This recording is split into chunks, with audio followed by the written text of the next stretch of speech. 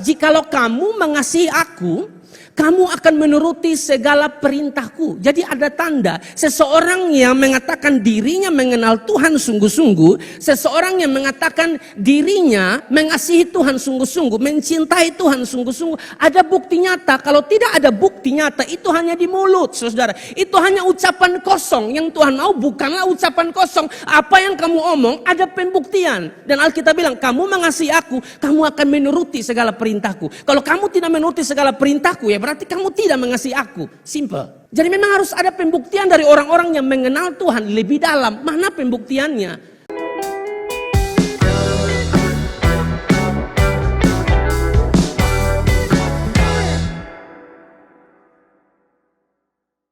Lukas pasal 2 ayat 15 kita akan baca dalam hitungan yang ketiga. 1, 2, dan 3. Setelah malaikat-malaikat itu meninggalkan mereka dan kembali ke sorga, gembala-gembala itu berkata seorang kepada yang lain, marilah kita pergi ke Bethlehem untuk melihat apa yang terjadi di sana, seperti yang diberitahukan Tuhan kepada kita. Berikan tepuk tangan yang meriah buat Tuhan. Silakan duduk kembali Bapak Ibu Saudara-saudara, dan silakan duduk kembali tim praise worship yang membawa kita, dan khusus di lagu firman sangat-sangat menyentuh, karena tentu kita merasakan dan mengalami betapa Tuhan begitu luar biasa dalam hidup kita.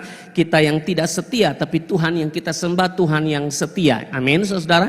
Berkali-kali Dia menolong, berkali-kali Dia buktikan kuasanya di dalam kehidupan setiap kita. Bapak Ibu Saudara yang diberkati dan dikasihi oleh Tuhan Yesus Kristus, kita masih ada di dalam tema besar kita, Knowing Jesus Deeper, mengenal Yesus lebih dalam. Dan tentu pembacaan kita berkaitan dengan Natal, karena memang kita masih ada di dalam suasana Natal. Jadi saya tidak mau keluar dari teks seputaran Natal. Saya masih mau membahas teks seputaran Natal, tapi tentu berkaitan dengan tema besar kita, saudara-saudara, sampai di bulan Desember ini, yaitu Knowing Jesus Deeper, mengenal Yesus lebih dalam. Dan memang itulah yang Tuhan mau di dalam kehidupan kita, mengenal Yesus lebih dalam, mengenal Yesus lebih intim, mengenal Yesus lebih sungguh-sungguh lagi di dalam kehidupan kita. Karena di dalam Hosea pasal yang ke-6 ayat yang ketiga, Hosea pasal 6 ayat yang ketiga mengatakan, marilah kita mengenal dan berusaha sungguh-sungguh mengenal Tuhan. Jadi untuk mengenal Tuhan, Bapak Ibu Saudara-saudara, harus sungguh-sungguh. Untuk mengenal Tuhan tidak bisa pengenalan yang hanya di mulut saja, tidak bisa hanya pengenalan yang biasa saja, tapi pengenalan yang dalam, atau pengenalan akan Tuhan yang lebih intim lagi, saudara. Bagaimana kita mengalami Tuhan di dalam hidup kita. Saya sudah bilang ulang-ulang bahwa kata mengenal itu dari kata Yunani ginosko dan juga kata Ibrani yada. Ginosko dan yada, saudara, itu adalah pengenalan yang betul-betul intim dengan Tuhan, seperti pasangan suami istri, kira-kira demikian. Jadi memang kita dihantar dengan tema ini untuk terus berusaha sungguh-sungguh dalam hidup ini, saudara, untuk mengenal Tuhan, saudara. Begitu pula yang dikatakan oleh Rasul Paulus, saudara. Rasul Paulus ingatkan kepada jemaat-jemaat di Kolose. Jemaat-jemaat Kolose bukanlah jemaat-jemaat yang biasa. Kalau saudara baca, jemaat Kolose itu jemaat yang percaya Tuhan. Jemaat Kolose adalah jemaat-jemaat yang mengasihi Tuhan, jemaat-jemaat yang telah menerima Yesus sebagai Tuhan dan Juru Selamat. Tapi Paulus ingatkan mereka seturut Kolose pasal 2 ayat 6 sampai ayat yang ke-7. Kamu telah menerima Kristus Yesus Tuhan kita. Jangan hanya sampai diterima Kristus Yesus Tuhan kita, tapi ada kalimat selanjutnya mengatakan, karena itu hendaklah hidupmu tetap di dalam Dia. Tapi bagaimana caranya supaya hidup kita tetap di dalam Dia? Tetap di dalam Dia artinya tidak berubah. Tetap di dalam Dia artinya tetap di situ, tidak kemana-mana, saudara. Tetap di dalam Yesus. Mau ada badai, mau ada persoalan, mau ada tantangan, apapun yang kita hadapi dalam hidup ini, saudara, Paulus ingatkan kepada saya dan saudara, terima Yesus sebagai Tuhan dan Juru Selamat dan tetap di dalam Dia. Terima Yesus dan tetap di dalam Yesus, itu satu paket yang tidak bisa dipisahkan dalam kehidupan orang percaya. Tapi bagaimana supaya kita bisa tetap di dalam Dia? Ayat selanjutnya mengatakan begini, saudara. Hendaklah kamu berakar di dalam dia. Akar itu bicara tentang kuat, saudara. Hendaklah kamu berakar di dalam dia. Paulus menggunakan metafora pertanian. Lalu dia bilang, dan dibangun di atas dia. Paulus menggunakan metafora pembangunan. Ya, berakar di dalam dia. Dibangun di atas dia. Hendaklah kamu bertambah teguh dalam iman yang telah diajarkan kepadamu. Di sini tersirat knowing Jesus deeper, mengenal Yesus lebih dalam lagi, saudara. Karena kalau tidak mengenal Yesus lebih dalam, hanya mengenal Yesus di permukaan, saudara, maka tentu nanti yang senang-senang Anda akan bilang Tuhan baik. Tapi waktu Tuhan izinkan ada di dalam situasi yang sulit, ada di dalam pergumulan-pergumulan sulit yang kita hadapi dalam hidup ini, kita akan salahkan Tuhan. Karena memang, saudara, Anda tidak kenal Dia sungguh-sungguh, Anda tidak melekat dengan Dia, Anda tidak mengenal Dia lebih intim atau lebih dalam, saudara. Karena itu yang Tuhan mau dalam hidup kita. Kalau hanya sekedar mengenal Yesus, ya, sebatas pengetahuan intelektual saja atau informasi saja, semua orang juga bisa, saudara, ya. Semua orang juga bisa, tapi Tuhan tidak mau begitu, saudara. Tahu tentang Yesus, belajar Alkitab, tapi hidupi apa yang kita pelajari. Hari-hari ini, saudara, kita bukan kurang orang pintar. Orang pintar tentu sangat banyak, saudara, ya. Tahu pemahaman Alkitab, bahasa Ibrani, bahasa Yunani, wah dia kuasai, saudara, diberkati oleh Tuhan. Tapi tidak takut akan Tuhan, hanya hebat debat, hanya hebat bicara firman, hanya hebat khotbah, tapi tidak menghidupi apa yang dia khotbahkan. Itu tidak utuh pengenalan kita akan Tuhan. Pengenalan kita kepada Tuhan harus utuh, saudara, karena memang harus tambahkan kepada iman kita itu pengetahuan benar, tapi apa yang kita pelajari kita hidupi. Karena seringkali saya lihat terjadi kepincangan di sana. Banyak orang tahu Alkitab, belajar Alkitab, tapi tidak bertobat kok. Banyak orang hafal Alkitab, ya, dia hafal mau bagian mana saja, dia tahu semua, saudara. Tapi untuk melakukan apa yang dia hafalkan, dia tidak buat. Nah, itu pengenalan yang tidak komplit, saudara. Jadi kita tidak kekurangan orang pintar, orang cerdas, orang smart. Tapi kita kekurangan orang-orang yang sungguh-sungguh takut akan Tuhan. Kita kekurangan orang-orang yang sungguh-sungguh mengenal Tuhan secara pribadi. Kalau kita bandingkan dengan Raja Herodes yang saya pernah khotbah beberapa minggu yang lalu, ya, saya singgung tentang Herodes. Herodes di sini Herodes Agung. Herodes itu bukan nama orang, bukan nama personal, ya. Herodes itu jabatan, saudara, ya, atau gelar begitu, ya. Herodes itu, saudara. Jadi itu bukan nama personal, saudara. Dan di zaman Yesus ini adalah Herodes Agung. Dan Herodes Agung nih, saudara, kalau kita baca, ya, di dalam Matius pasal 2, kita kalau tidak baca sampai selesai, hanya baca sekilas saja, sedikit saja, kita melihat, wah, ini orang luar biasa cari tahu tentang Yesus, saudara. Cari tahu tentang Yesus, bahkan Alkitab memberikan keterangan dia teliti mencari tahu tentang Yesus. Bertanya kepada imam kepala, kepada ahli-ahli Taurat, bertanya dengan teliti kepada para majus. Tapi dia bertanya bukan untuk menyembah Yesus, dia bertanya bukan untuk mencari tahu tentang Yesus sehingga hidupnya berubah. Bukan, saudara, hanya sekedar cari tahu. Coba kita lihat Matius pasal 2, dimulai dari ayat 3 sampai ayat yang ke-4. Dikatakan begini, ketika Raja Herodes mendengar hal itu, mendengar tentang bayi, ya, Yesus Kristus ini, saudara, ya. Ketika Raja Herodes mendengar hal itu, terkejutlah ia beserta seluruh Yerusalem. Sebenarnya terjemahan yang benar bukan terkejut tapi terganggu. Herodes itu merasa terganggu dengan kehadiran Yesus karena Herodes itu jahat, saudara. Sangat jahat Herodes itu, saudara.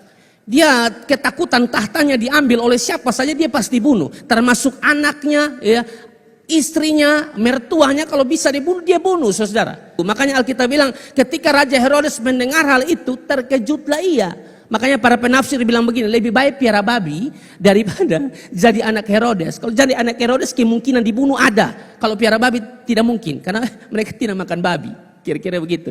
Jadi ini penting untuk kita pelajari bersama-sama di dalam kehidupan kita, saudara, bahwa Herodes, ya, dia terganggu, cemas, terkejut mendengar kabar tentang kelahiran Yesus. Lalu ayat yang keempat dikatakan begini, maka dikumpulkannya semua imam kepala dan ahli Taurat bangsa Yahudi, lalu dimintanya keterangan dari mereka di mana Mesias akan dilahirkan. Dia meminta keterangan dari imam kepala dan ahli Taurat. Dong satu merek, imam kepala, ahli Taurat. Herodes hanya cari tahu, tapi tidak melakukan apa yang mereka ajarkan. Itu mereka, saudara. Ya, bahkan Herodes bertanya kepada mereka. Lalu di ayat yang ke-7 dikatakan begini, Matius 2. Lalu dengan diam-diam Herodes memanggil orang-orang Majus itu dan dengan teliti, dengan cermat bertanya kepada mereka, bila mana bintang itu nampak. Dia bilang, nanti kalau saya temukan itu anak, kasih tahu saya supaya saya menyembah. Saya sembah dia. Tidak, dia tidak sembah. Dia rencana mau bunuh, saudara. Karena dia orang yang tidak mau diganggu tahtanya, saudara diberkati oleh Tuhan. Dan itu terlihat di dalam ayat yang ke-13.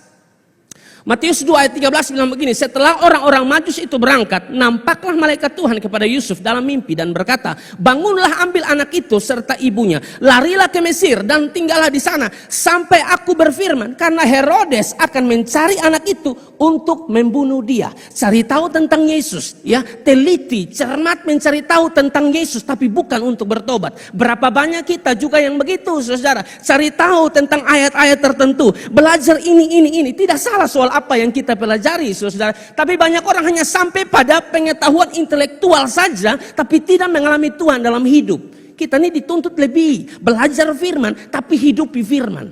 Makanya kita baca firman, dengar firman, mohon dalam tuntunan Roh Kudus. Amin.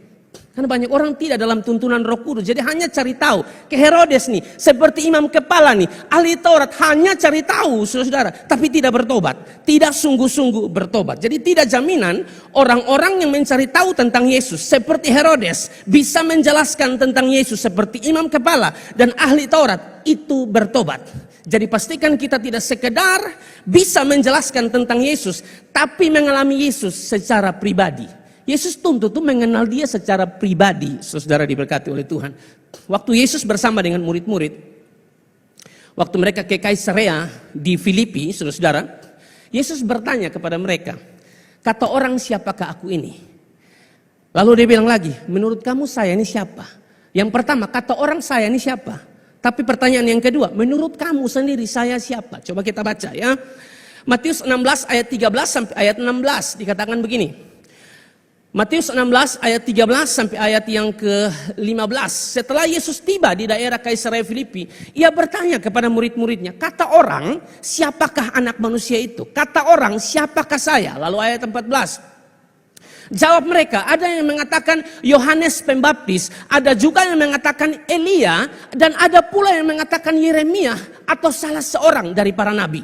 Yesus tidak sampai di situ. Di ayat 15 dia langsung lagi memberikan pertanyaan. Lalu Yesus bertanya kepada mereka, tetapi apa katamu? Ya, siapakah aku ini? Ini menarik, saudara. Bukankah di sini tersirat supaya kita mengenal dia secara pribadi, saudara.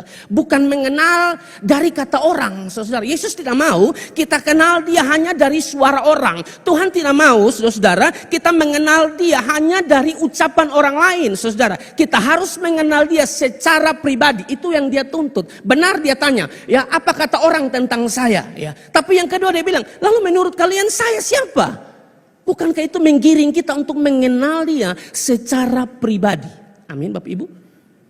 Jangan sampai kita kenal dia hanya dari orang, saudara. Hanya dari orang saja kita kenal tentang Yesus, tapi kita tidak ada kerinduan, kemauan untuk belajar lebih dalam, memahami tentang Yesus. Ini bahaya. Bapak Ibu saudara diberkati oleh Tuhan. Jadi Yesus mengharapkan kita mengenalnya bukan dari kata orang, tapi mengalaminya secara pribadi, saudara diberkati oleh Tuhan. Inilah yang Ayub katakan. Ayub di tengah-tengah penderitaannya, saudara, dia sampai mengutuk hari lahir, saudara. Karena memang penderitaannya itu, luar biasa, itu sangat sulit, saudara. Kita pun penderitaan, jangan dibandingkan dengan Yesus deh, dengan Ayub, saudara. Kita tidak bisa seperti Ayub. Anak 10 orang mati, harta kekayaan habis, belum lagi dia sakit, belum lagi istri kepala batu, suruh kau kutuk Tuhan, saudara. Ini kan pusing.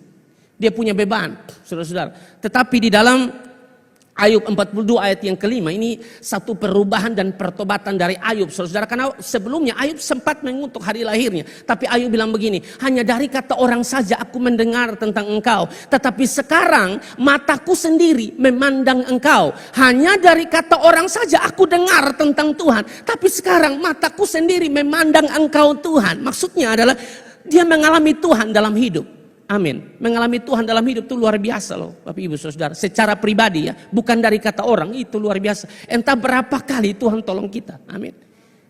Saya bandingkan juga dengan Filipus Saudara di dalam Yohanes 14 ayat 8 sampai ayat 9 ya. Filipus bertanya kepada Yesus begini Saudara ya. Di dalam Yohanes 14 dimulai ayat 8, kata Filipus kepadanya, Tuhan tunjukkanlah Bapa itu kepada kami, itu sudah cukup bagi kami. Lalu apa kata Yesus? Jawab Yesus begini, telah sekian lama aku bersama-sama kamu Filipus, namun engkau tidak mengenal aku. Barang siapa telah melihat aku, ia telah melihat Bapa. Bagaimana engkau berkata tunjukkanlah Bapa itu kepada kami? Jawaban Yesus kepada Filipus yang bertanya, tunjukkanlah Bapa itu kepada kami. Dia bilang, telah sekian lama kamu bersama-sama dengan aku Filipus, namun kamu tidak mengenal aku. Lagi-lagi saudara, kita dituntut pagi hari ini saudara untuk mengenal Yesus secara pribadi. Lamanya saudara di gereja tidak menentukan saudara mengenal Yesus sungguh-sungguh dalam hidup.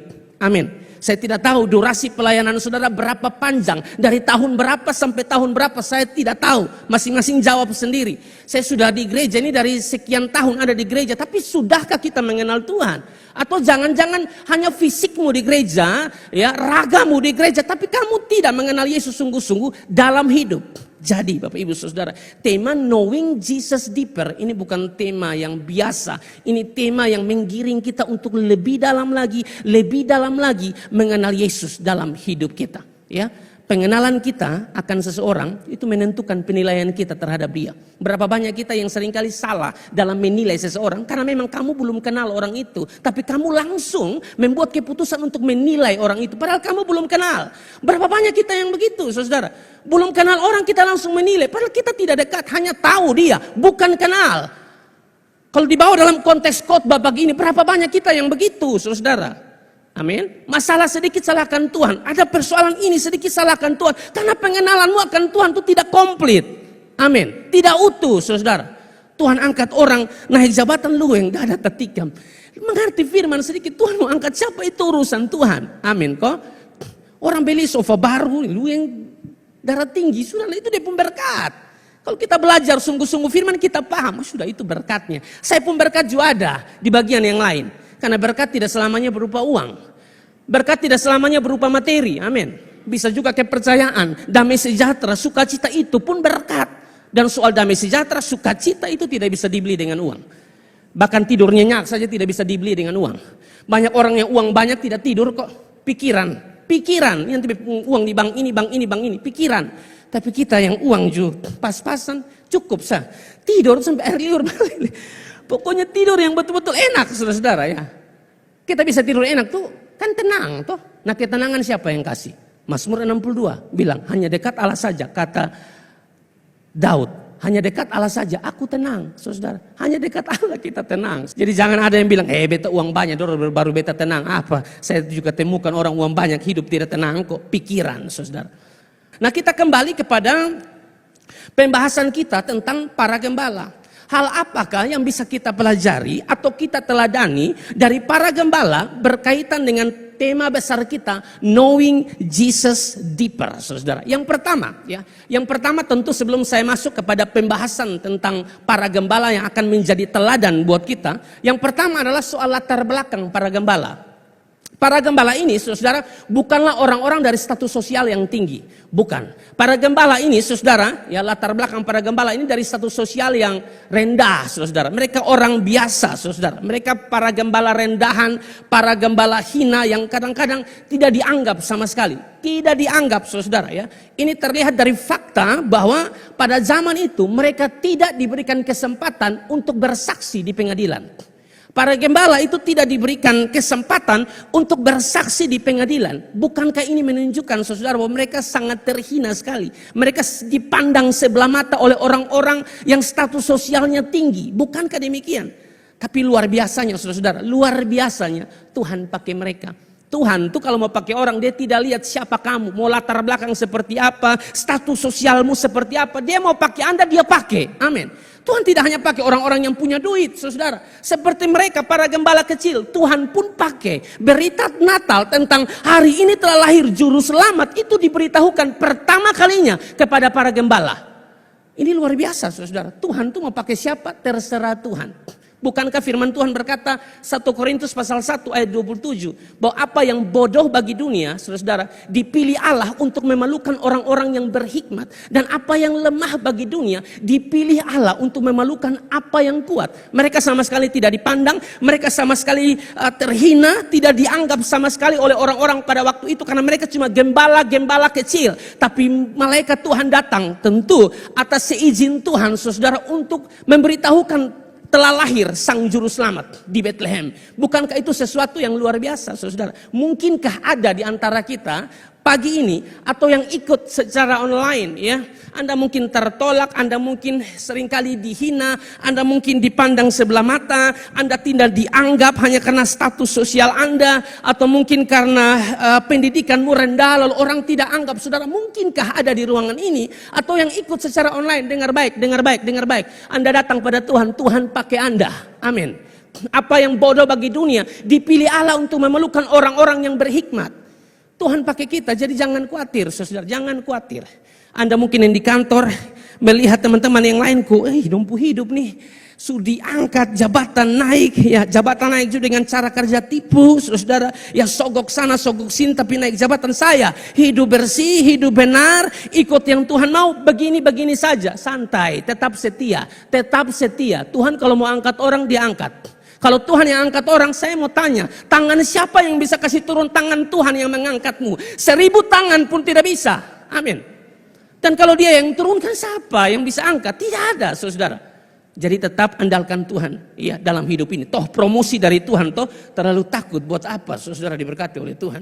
Promosi dari Tuhan, saudara. Dia kalau mau promosi orang, siapa bisa tangkis? Mazmur 75 ayat 7 dan ayat yang ke-8 kan bilang begitu. Sebab bukan dari timur atau dari barat, dan bukan dari padang gurun datangnya peninggian itu, tetapi Allah adalah hakim, direndahkannya yang lain dan ditinggikannya yang lain, saudara. Itu Tuhan. Dia mau kasih turun siapa? Terserah dia. Dia mau angkat siapa? Terserah dia. Kita ini ciptaan terbatas. Jangan coba-coba protes pencipta. Jangan coba-coba protes yang tak terbatas ruang, jarak dan waktu. Dia tidak terbatas. Jangan protes. Amin, saudara. Kita terima saja.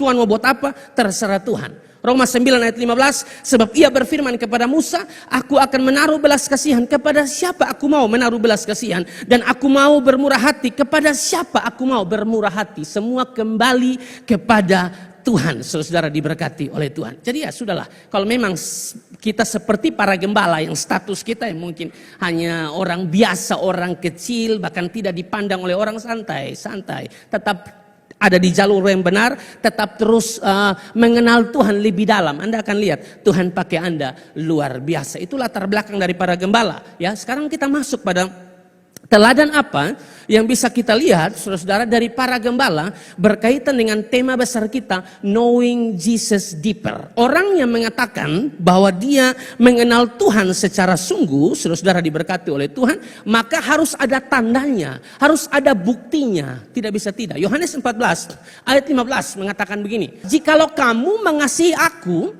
kamu akan menuruti segala perintahku. Jadi ada tanda. Seseorang yang mengatakan dirinya mengenal Tuhan sungguh-sungguh. Seseorang yang mengatakan dirinya mengasihi Tuhan sungguh-sungguh. Mencintai Tuhan sungguh-sungguh. Ada bukti nyata. Kalau tidak ada bukti nyata, itu hanya di mulut, saudara. Itu hanya ucapan kosong. Yang Tuhan mau bukanlah ucapan kosong. Apa yang kamu omong ada pembuktian. Dan Alkitab bilang, kamu mengasihi aku, kamu akan menuruti segala perintahku. Kalau kamu tidak menuruti segala perintahku, ya berarti kamu tidak mengasihi aku. Simple. Jadi memang harus ada pembuktian dari orang-orang yang mengenal Tuhan lebih dalam. Mana pembuktiannya? Oleh karena itu kita belajar dari para gembala. Yang pertama yang bisa kita lihat dari para gembala ini adalah soal ini. Ketaatan mereka. Ketaatan mereka itu luar biasa, saudara, ya. Orang yang knowing Jesus deeper, saudara, harus menunjukkan yang namanya ketaatan di dalam hidupnya.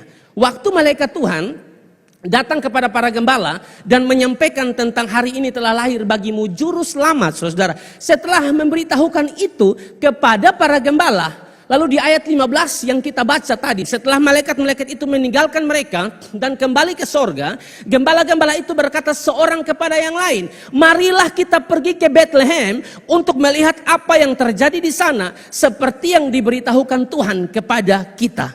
Ini menarik, pelajaran pertamanya adalah soal ketaatan dari para gembala, saudara diberkati oleh Tuhan.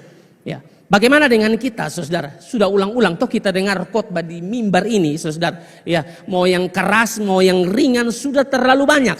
Tapi apakah kita taat tidak melakukan apa yang Tuhan mau? Ataukah kita acuh tak acuh, saudara?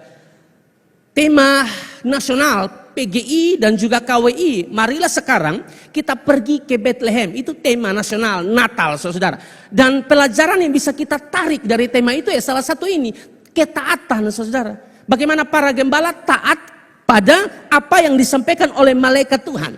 Ya, mereka melakukan apa yang disampaikan oleh malaikat Tuhan. Saudara, mereka bukan lihat malaikatnya, mereka tahu Tuhan yang memberitahukannya lewat malaikat, saudara. Meskipun mereka takut, saudara, waktu itu, ya, tapi juga ada satu sukacita yang luar biasa dari para gembala. Ya, dikatakan marilah kita pergi ke Bethlehem untuk melihat apa yang terjadi di sana. Itu bicara tentang ketaatan. Saudara diberkati oleh Tuhan. Apa itu ketaatan?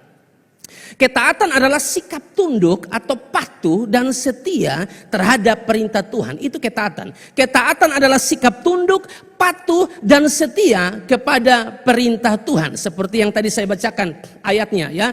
Di dalam Yohanes 14 ayat 15. Tapi juga ada di dalam 1 Yohanes 2 ya. Ayat yang ketiga sampai ayat yang kelima dikatakan, dan inilah tandanya bahwa kita mengenal Allah, yaitu jikalau kita menuruti perintah-perintahnya.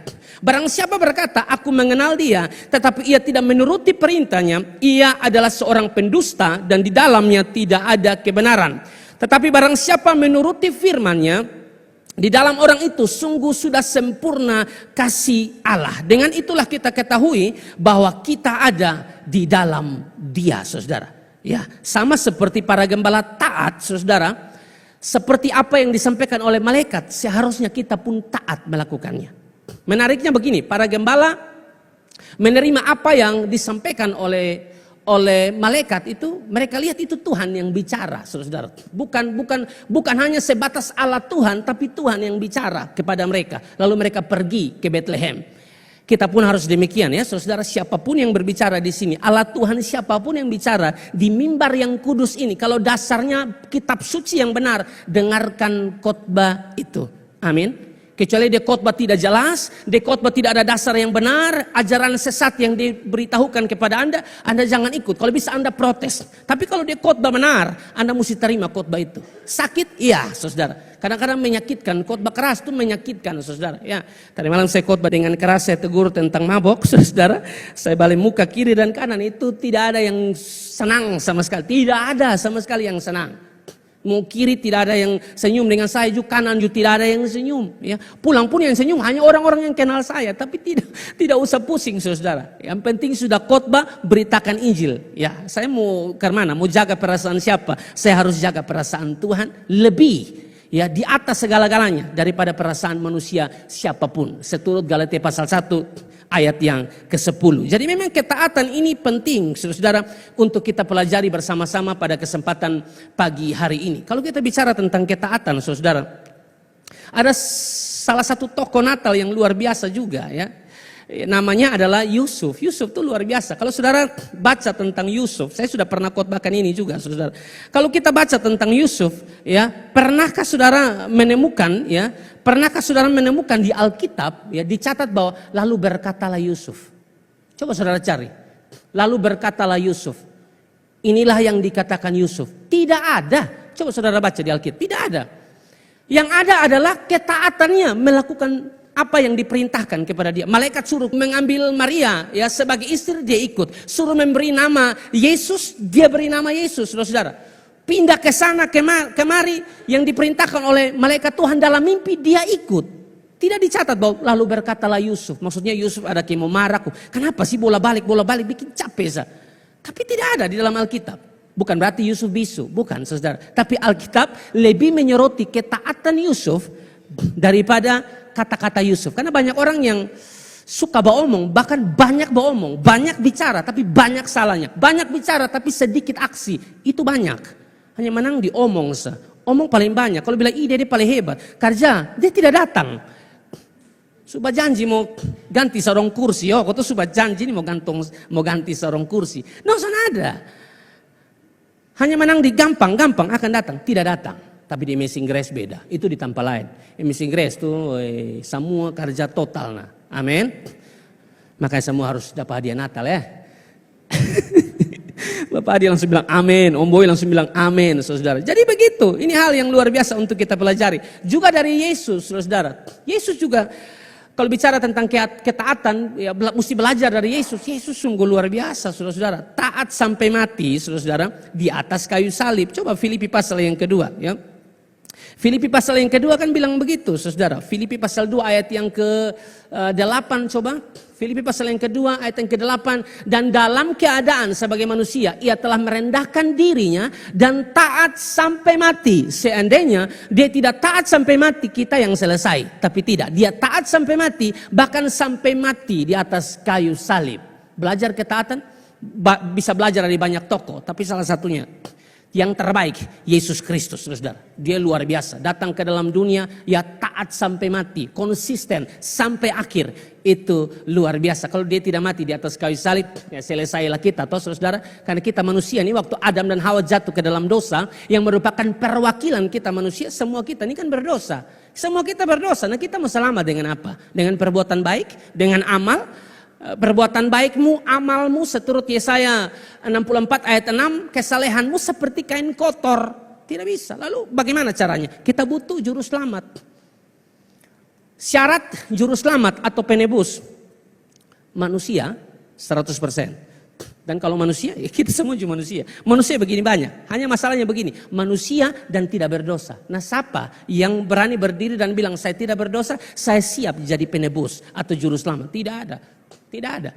Yesus Kristuslah satu-satunya juru selamat yang datang ke dalam dunia untuk menyelamatkan kita. Makanya Alkitab bilang ini merupakan kesukaan besar. Malaikat bilang kepada para gembala, ini berita kesukaan besar bagi kamu. Kesukaan besar di situ maksudnya sukacita besar. Kenapa? Karena kata kesukaan di situ menggunakan kata kara. Kata kara di situ, saudara, yaitu artinya adalah joy atau sukacita. Sukacita yang besar, saudara. Karena juru selamat telah lahir. Kalau dia tidak lahir atau kalau dia tidak datang, selesailah kita. Makanya kita ibarat tuh dengan penuh syukur, itu benar. Terima kasih Tuhan sudah datang. Terima kasih Tuhan sudah menebus dosa saya. Bukan hanya asal angkat tangan, asal lompat, asal menyanyi, tapi tidak rasa Tuhan dalam hidup. Percuma. Nyanyianmu kosong, saudara-saudara. Ini yang penting untuk kita pelajari bersama-sama. Dan saya percaya, saudara-saudara, bahwa selalu ada berkat di balik ketaatan kita. Amin. Di kantor taat, saya kerja yang benar. Tuhan bilang kerja jujur, kerja lurus, kerja tulus, jangan tipu-tipu. Ya toh? Karena bekerja seperti untuk Tuhannya. Kalau pasal 3 ayat 23 kan bilang, lakukanlah segala sesuatu seperti untuk Tuhan dan bukan untuk manusia. Apapun juga yang kamu perbuat, perbuatlah dengan segenap, bukan setengah-setengah. Tuhan tuh mau apapun yang kita lakukan buat dia bukan setengah, sepenuh hati, segenap hati, seperti untuk Tuhan. Nah kalau kerja seperti untuk Tuhan, ya berarti tidak boleh ada kerja yang tidak jujur di situ, harus jujur. Tidak boleh ada kerja pencuri di situ, mesti kerja yang lurus. Kira-kira begitu. Kalau kerja seperti untuk Tuhan, karena kamu sedang melakukannya untuk Tuhan. Sedangkan di bagian awal bilang tadi, perbuat dengan segenap hati. Tuhan tuh tuntut dengan segenap hati, sepenuh hati. Minta maaf ya saudara, kita saja, kita tidak mau istri kita cinta kita, kasih kita dengan setengah hati. Siapa yang mau di sini? Siapa yang mau suami itu kasihi istri, kasihi dia dengan setengah hati? Tidak ada yang mau. Kita tuntut kalau bisa romantis sedikit, sayangi orang lain romantis. Maksudnya kan begitu saudara. Kita mau suami kita kasihi kita tuh bukan setengah tapi sepenuh hati. Suami pun demikian, suami mana yang mau istri kasihi dia setengah hati.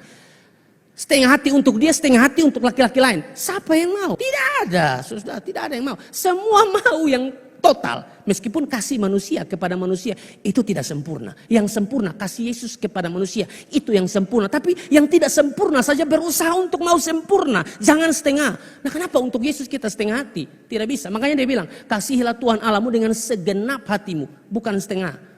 Tapi segenap, sepenuh hati. Itu yang Tuhan mau dalam hidup saya dan saudara. Dan percayalah, selalu ada berkat di balik ketaatan kita. Saya tidak ajar saudara tentang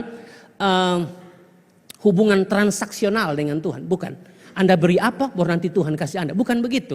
Bukan begitu. Saya tidak ajar saudara hubungan transaksi. Mungkin di gereja lain yang suka ajar orang dengan khotbah-khotbah transaksional. Begitu. Hubungan yang transaksi. Kita kasih perpuluhan sekian. Dengar, nanti Tuhan akan kasih berlipat kali ganda. Tidak bisa begitu, saudara. Kita kasih ini memang yang terbaik buat Tuhan karena dia sudah terlebih dahulu memberi yang terbaik buat kita. Kurangkah dia mati di atas kayu salib? Itu pemberian terbesar bagi saya dan saudara. Lakukan yang terbaik buat Tuhan di dalam kehidupan kita. Saya tidak mau ajar saudara tentang hubungan transaksi dengan Tuhan. Bukan. Tapi percayalah, orang yang taat sungguh kepada Tuhan selalu ada berkat. Selalu ada berkat di balik ketaatan itu. Ulangan 28 ayat 1 dan 2. Jika engkau baik-baik mendengarkan suara Tuhan Allahmu dan melakukan dengan setia segala perintahnya yang kusampaikan kepadamu pada hari ini, maka Tuhan Allahmu akan mengangkat engkau di atas segala bangsa di bumi. Segala berkat ini akan datang kepadamu dan menjadi bagianmu jika engkau mendengarkan suara Tuhan Allahmu. Ingatkah saudara-saudara juga tentang kisah Petrus dan murid-murid yang lain di dalam Lukas pasal yang kelima, waktu Petrus taat memberikan kapalnya kepada Yesus, ya. Cari ikan tidak dapat, semalaman cari ikan tidak dapat, loh saudara-saudara. Lalu Yesus mau pinjam mereka punya perahu untuk dijadikan mimbar, untuk dijadikan panggung untuk berkhotbah. Kalau seandainya Petrus itu anak kupang, maka itu berat. Kau tuh suara pusing nih, sudah apa-apa baru bisa datang minta pinjam sesuatu, itu kan bikin darah tinggi, betul tidak? Kerja su ocong, kuah kosong, tidak dapat apa-apa lagi. Lu datang pinjam doi. Itu kan bikin jengkel, bikin tampar selalu makanya. Besok kosong, lalu datang minta uang. Makanya Petrus bukan orang kupang, bukan anak kupang. Ya saudara. Waktu meminta perahu Yesus, meminjam perahu Petrus maksudnya.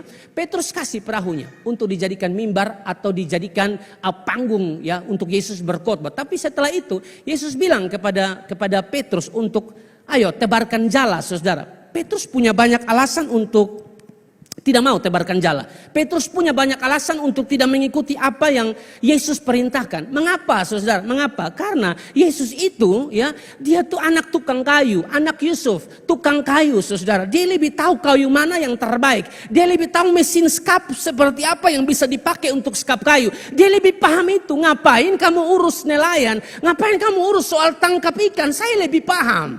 Jadi Petrus punya banyak alasan untuk menentang Yesus. Saya tidak mau. Lupi sendiri saya.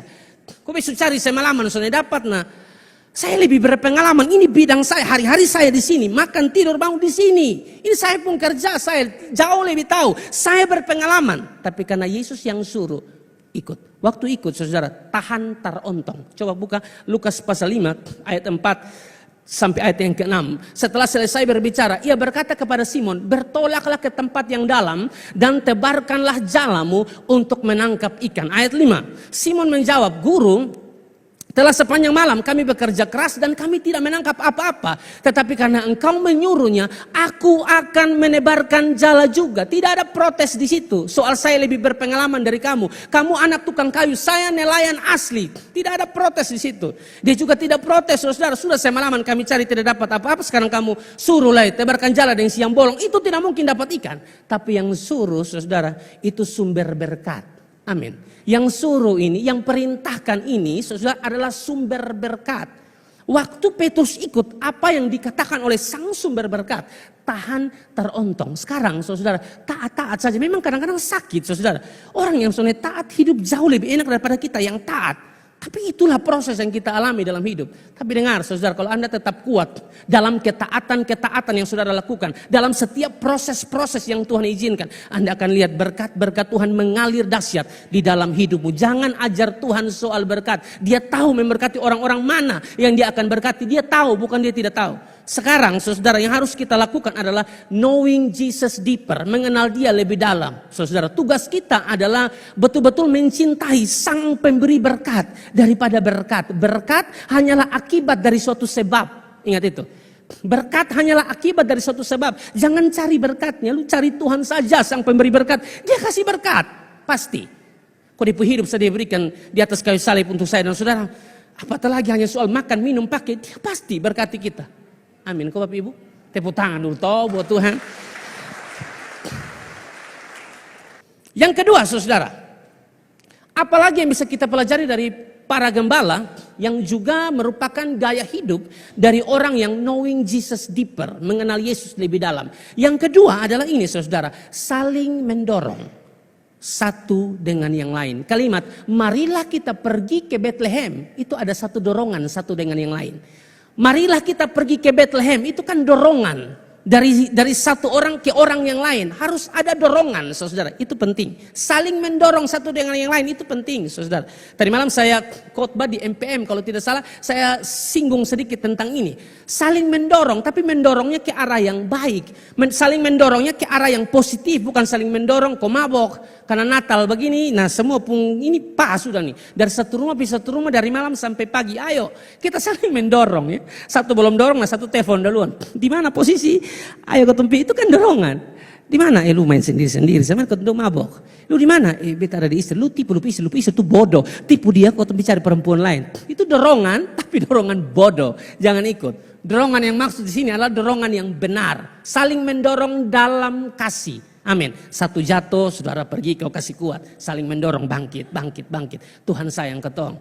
Begitu dong. Ada yang malas ikut ibadah, kita dorong, ayo rajin ibadah. Ada yang dikasih kesempatan pelayanan, hitung-hitungan dengan Tuhan. Kita saling mendorong satu dengan yang lain. Ayo ketong semangat melayani Tuhan. Itu maksudnya. Makanya di dalam Ibrani pasal 10 ayat 24. Ibrani pasal 10 ayat 24. Dan marilah kita saling memperhatikan. Saling memperhatikan ini bukan supaya saling beromong satu dengan yang lain. Kan biasa begitu. Nanti mulai memperhatikan satu dengan yang lain baru mulai omong di pembaju, segala macam, di rambut, di mata, segala hal salah habis. Dia ini memang salah betul, di hati tidak beres. Makanya perhatikan orang tapi maksudnya perhatikan orang untuk gosip di belakang-belakang. Bukan itu maksudnya. Dan marilah kita saling memperhatikan supaya kita saling mendorong dalam kasih. Mendorong dalam kasih dan dalam pekerjaan baik. Saling mendorong yang dimaksud dalam teks ini apa? Coba ayat 25. Janganlah kita menjauhkan diri dari pertemuan-pertemuan ibadah kita seperti dibiasakan oleh beberapa orang. Tetapi marilah kita saling menasihati dan semakin giat melakukannya menjelang hari Tuhan yang mendekat. Saling mendorong ke arah yang positif. Saling mendorong di dalam kebenaran. Itu maksudnya saudara. Ayo ibadah, ayo pelayanan. Begitu saudara. Ya. Itu gaya hidup orang yang mengenal Tuhan. Jangan bilang Anda mengenal Tuhan tapi Anda hanya urus diri Anda sendiri. Tidak bisa begitu dong. Kita kan tidak hidup sendiri. Kita makhluk sosial yang saling memperhatikan satu dengan yang lain. Saudara-saudara. Tidak bisa kita hanya acu tak acu, cuek, urus diri kita sendiri. Yang lain mau mati, mau teman seiman mau mati, mati. Tidak bisa begitu saudara. Ayo saling mendorong, saling mensupport, memberi semangat. Itu dulu saudara. Gembala-gembala nih, luar biasa. Waktu malaikat Tuhan kasih tahu kabar tentang kelahiran Yesus, mereka bilang, marilah kita pergi ke Bethlehem. Itu kan saling mendorong satu dengan yang lain. Yang ketiga, supaya pas di waktu. Yang ketiga, saudara, adalah ini.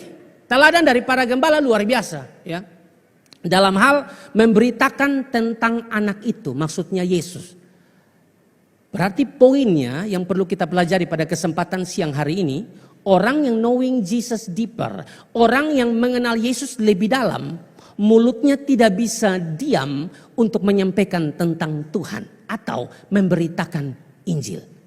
Itu orang yang knowing Jesus deeper. Kalau dia bilang dia mengenal Tuhan tapi tidak pernah beritakan Injil, tidak pernah ajak orang pergi gereja, saudara. Saya khawatirkan sampai anak ini tidak kenal Tuhan. Sungguh-sungguh. Kalau Anda kenal Tuhan sungguh-sungguh kan Anda sudah mengalami kasih Tuhan dan Anda tidak mau sendiri Anda mengalaminya. Anda juga mau sanak saudaramu mengalaminya. Berarti mulut ini harus bicara, harus ajak, harus sampaikan firman. Itu luar biasa. Para gembala menunjukkan teladan itu. Lukas 2 ayat 16 sampai ayat 17. Lalu mereka cepat-cepat berangkat dan menjumpai Maria dan Yusuf dan bayi itu yang sedang berbaring di dalam palungan. Ayat 17. Dan ketika mereka melihatnya, mereka apa di situ? Memberitahukan apa yang telah dikatakan kepada mereka tentang anak itu. Sebelumnya malaikat Tuhan yang bicara kepada mereka. Setelah itu mereka pergi ke Bethlehem. Mereka sendiri yang memberitahukan tentang apa yang telah diberitahukan kepada mereka. Artinya begini Bapak Ibu Saudara. Kita orang-orang yang sudah mendengar firman begini banyak. Bahkan firman Tuhan mengubahkan hidup kita. Jangan diam Bapak Ibu. Beritakan Injil. Itu penting. Jangan diam, jangan hanya mau alami itu manis madunya saudara, firman Tuhan itu sendiri, saudara. Berusahalah untuk orang lain pun bisa dengar, berusahalah supaya orang lain pun bisa mengalaminya, saudara. Jangan makan sendiri, kira-kira begitu. Karena Charles Spurgeon kan bilang begitu, saudara, ya, bahwa aku tidak percaya kamu sudah benar-benar mengecap manisnya madu Injil kalau engkau bisa menelan atau memakannya sendiri. Jangan makan sendiri dong. Kita yang sudah tahu Injil, kita yang sudah tahu firman, kita yang sudah rasa Tuhan pun baik, kita harus ceritakan tentang kebaikan Tuhan. Baiknya suami kita saja, baiknya istri kita saja, baiknya teman kita saja, saudara, kita ceritakan di orang. Kurang puas, posting di status. Pasang di semua media sosial tentang kebaikan orang itu. Betapa kurang ajarnya saudara kita yang sudah alami kebaikan Tuhan, keselamatan yang Tuhan berikan bagi kita, tapi kita tidak ceritakan. Amin. Keselamatan yang Yesus berikan buat kita melebihi apa yang kamu dapat dari temanmu, apa yang kamu dapat dari suamimu, apa yang kamu dapat dari istrimu. Mas, keselamatan lebih daripada mas. Apa? Permata, lebih daripada permata. Apa? Kekayaan apa yang begitu banyak? Keselamatan lebih dari itu. Amin. Kalau sudah selamat, jangan tutup ini mulut untuk tidak beritakan Injil. Beritakan Injil. Siapa yang tidak ingin kita keluarga bertobat? Pasti semua juga pingin. Tapi kalau mau hanya punya kerinduan saja, habis dirindu saja keluarga yang lain bertobat tanpa pemberitaan, itu percuma. Kecuali Anda sudah beritakan, lalu dia ini keras kepala. Dia tidak mau dengar. Kirim firman jusala. Omong jusala. Sontak mau apa? Nah kalau begitu saudara, kasusnya Anda jangan lagi ngomong. Doa sah. Jangan buang mutiara di babi. Nanti kan kasihan Anda yang stres. Beta buat ini. Dia sentuh berubah. Karena memang bukan kamu yang bisa rubah orang. Tuhan. Amin. Kalau sudah beritakan dia tidak mau dengar, ya sudah. Doa saja. Supaya jangan bikin kamu stres. Santai. Tapi kalau selama Anda belum memberitakan, ya tolong beritakan. Bagaimana orang bisa bertobat tanpa pemberitaan. Roma pasal 10 ayat 9-10. Lalu lompat di ayat 14. Inikah yang kita rindukan kan saudara? Sebab jika kamu mengaku dengan mulutmu bahwa Yesus adalah Tuhan dan percaya dalam hatimu bahwa Allah telah membangkitkan dia dari antara orang mati, kamu akan diselamatkan. Sebab jika kamu mengaku dengan mulutmu Yesus adalah Tuhan dan percaya dalam hatimu, engkau akan diselamatkan. Ini juga kita rindu. Orang lain mengalaminya. Ayat 10. Karena dengan hati orang percaya dan dibenarkan, dan dengan mulut orang mengaku dan diselamatkan. Kita juga rindu, bukan kita saya yang selamat. Bapak, mama, kakak, adik, saudara, rekan kerja, dong juga selamat. Tapi jangan hanya habis di kerinduan, saudara. Lompat ayat 14. Ayat 14 bilang begini, tetapi bagaimana mereka dapat berseru kepadanya jika mereka tidak percaya kepada dia? Bagaimanakah mereka dapat percaya kepada dia jika mereka tidak mendengar tentang dia? Bagaimana mereka mendengar tentang dia jika tidak ada yang memberitakannya? Berarti harus ada yang memberitakannya. Siapa? Ya kita, orang-orang yang sudah alami kebaikan Tuhan. Orang-orang yang bilang knowing Jesus deeper tiap minggu khotbah ini, jangan hanya habis didengar lalu tidak mempraktekkan firman ini. Itu yang Tuhan mau di dalam kehidupan kita, saudara. Bagian terakhir. Kalau bagian terakhir semua bilang amin. Ini dulu, sebab Tuhan ini suara terlalu tinggi dan karmana mengganggu. Minta maaf saya pun suara sebegitu karmana. Kalau saya khotbah, kita belajar dari para gembala. Saya mati, saya tidak bisa. Saya sudah pernah coba juga. Bukan hanya Bapak Gembala, saya kayak mau pendeta-pendeta yang lain yang lebih teduh, lebih nyaman. Kata saya juga dengar juga enak. Saya mau coba begitu. Salam, saya bersyukur. Tidak bisa saudara. Yang pertama, materinya tidak habis. Tidak bisa habis, karena materinya panjang saudara. Lalu kalau ngomong begitu saya tidak bisa. Mungkin Pak Budi ya. Kalau Pak Budi yang ngomong saya teduh. Memang orangnya begitu, orangnya lembut. Tidak pernah marah istri ya. Mau lembut, marah juga tapi lembut. Betul begitu, lembut. Nah saya cuma begitu, tidak bisa. Makanya kalau itu marah nih, saya yang suara terlalu tinggi karena anakku. Bilang, Askar mana? Tidak marah, memang suara begitu. Lahir cuma kali pas darah tinggi. Jadi bete, akhirnya begini saudara ya. Sudah saudara terima, intinya kan firman Tuhan. Tuh bukan bebas suara ini. Bagian yang keempat saudara, bagian terakhir yang penting kita pelajari di sini adalah begini saudara.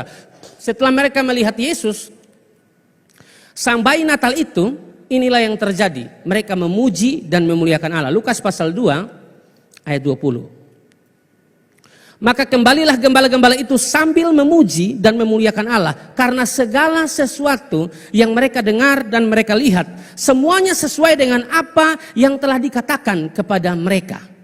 Alkitab bilang mereka memuji dan memuliakan Allah. Artinya bahwa mereka betul-betul penuh dengan sukacita. Hati mereka penuh dengan sukacita. Padahal sebelumnya mereka itu takut. Bandingkan dengan ayat 9. Ayat 9 bilang begini, Bapak Ibu. Tiba-tiba berdirilah seorang malaikat Tuhan di dekat mereka dan kemuliaan Tuhan bersinar meliputi mereka. Dan mereka sangat apa di situ? Ketakutan, saudara. Mereka sangat ketakutan. Memang kalau lihat malaikat tuh ketakutan, saudara. Atau malaikat datang tuh pasti takut. Tidak ada malaikat datang kita bilang, hai malaikat, hai beb. Tidak ada begitu. Tidak ada. Malaikat datang tuh pasti takut, saudara. Pasti takut. Makanya jangan menyanyi lagu BCL. Kirim aku malaikatmu. Dia datang lu kincing di celana. Tidak bisa, saudara. Pasti takut. Kok ini para gembala takut? Di ayat 9 bilang bahwa para gembala takut. Tapi di ayat 20 mengatakan mereka pulang sambil memuji Allah. Ada satu sukacita yang luar biasa, saudara, yang mereka rasakan di dalam kehidupan mereka. Saya mau kasih tahu begini kepada saudara. Apa yang menjadi ketakutan kita hari-hari ini? Apa yang menjadi ketakutan kita hari-hari ini? Masa depan kah? Mungkin kita takut soal masa depan. Mungkinkah kita khawatir dalam hidup ini? Tapi dengar, saudara, dengar baik. Kalau Anda jumpa Yesus, saudara, Anda akan dapat kekuatan yang baru. Ya, ketakutanmu, kekhawatiranmu digantikan dengan sukacita yang luar biasa. Tak berarti waktu Anda terima Tuhan, Anda tidak pernah khawatir lagi dan takut lagi. Bukan, saudara. Tapi ada satu kepastian yang luar biasa. Waktu takut, tempat ternyaman, teraman bagi saya, ya Tuhan.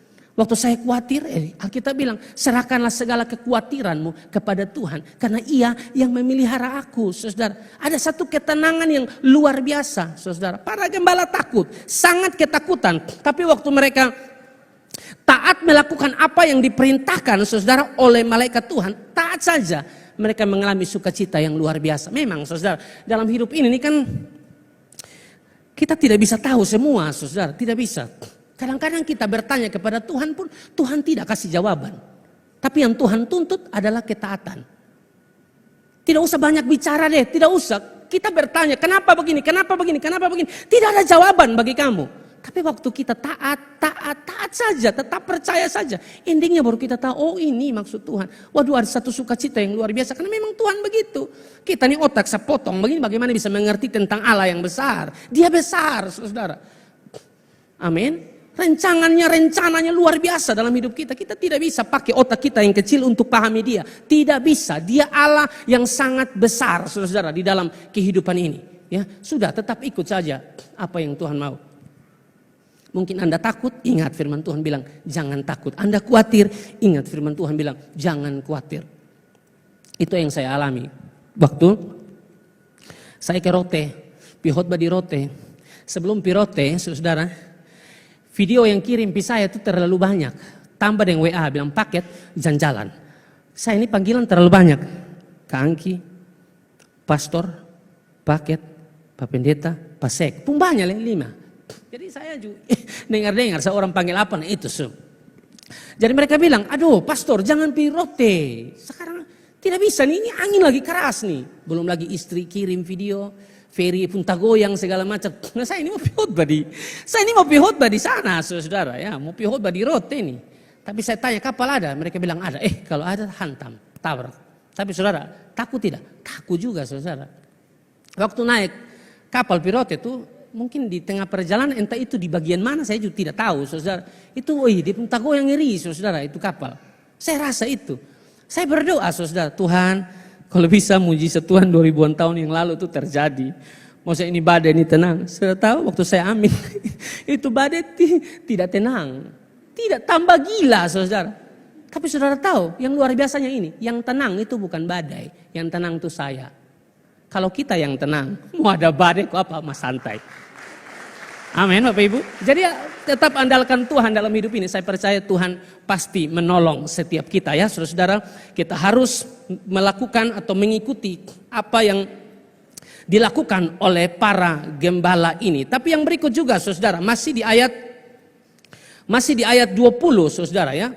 Masih di ayat 20 kita baca dulu di ayat 20. Maka kembalilah gembala-gembala itu sambil memuji Allah dan memuliakan Allah karena segala sesuatu yang mereka dengar dan mereka lihat. semuanya sesuai dengan apa yang telah dikatakan kepada mereka. Itu yang bikin mereka sukacita, saudara. Apa yang diberitahukan kepada mereka terjadi. Saya buktikan ayatnya. Lukas 2 ayat 12 bilang apa? Lukas 2 ayat 12, dan inilah tandanya bagimu, kamu akan menjumpai, ini kata malaikat, kamu akan menjumpai seorang bayi dibungkus dengan lampin dan terbaring di dalam palungan. Lompat di ayat 16, saudara.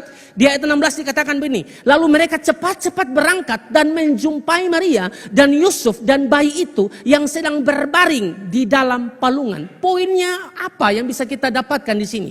Tuhan yang kita kenal, lidahnya tidak bercabang, saudara. Apa yang dijanjikannya, saudara, itu benar-benar terjadi, saudara. Ya, bilang kamu akan menjumpai seorang bayi dalam palungan. Benar, di ayat 16 mereka bertemu dengan hal yang sama seperti yang diberitahukan oleh malaikat Tuhan, saudara.